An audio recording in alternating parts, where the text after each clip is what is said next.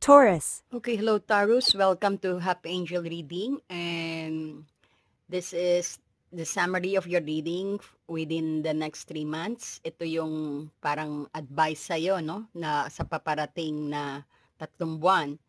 So, nakikita natin dito, naharap ka sa ilang mga matinding personal na disagreement, or let's say a little bit disappointment. But anyway, meron kang likas na kakayahan. Meron kang likas na kakayahan na panatilihin ang iyong mga katatagan at seguridad. So the key here is you are actually standing up from that fall, no? Parang matututo ka mag-move on at magiging maingat sa mga bagong opportunities sa'yo.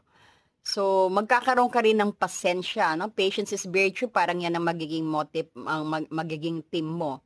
Lalo na kung may mga, sabihin natin, pagkaantala at bigyan din ng pansin ng malinaw na komunikasyon, no? To be able to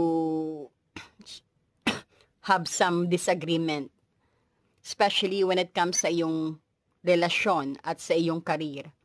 So, this is the time na parang you are getting some healing, no? This within 3 months. And starting a new foundations in your life and in your journey, no? When it comes to your career and to your relationship.